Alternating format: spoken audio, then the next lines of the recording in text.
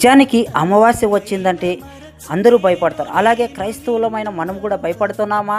అయితే చీకటిని చూసి భయపడే అవసరం మనకి లేదు.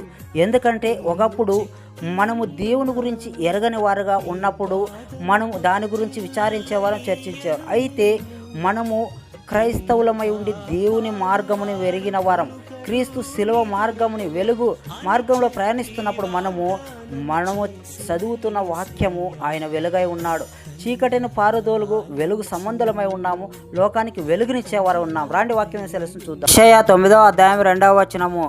చీకటిలో నడుచు జనులు గొప్ప వెలుగు చూచుచున్నారు, మరణ ఛాయలు గల దేశ నివాసుల మీద వెలుగు ప్రకాశించును. ప్రియులారా, ఏ దినము చెడ్డది కాదు. దేవుడు చేసిన యావత్తు సృష్టిని చేసి చూసి వాటిని అన్ని దినములు మంచివిగా ఎంచి ఉన్నాడు. ఆయన సృష్టి యావత్తు మన ఛానల్ని లైక్ చేయండి, సబ్స్క్రైబ్ చేయండి, షేర్ చేయండి.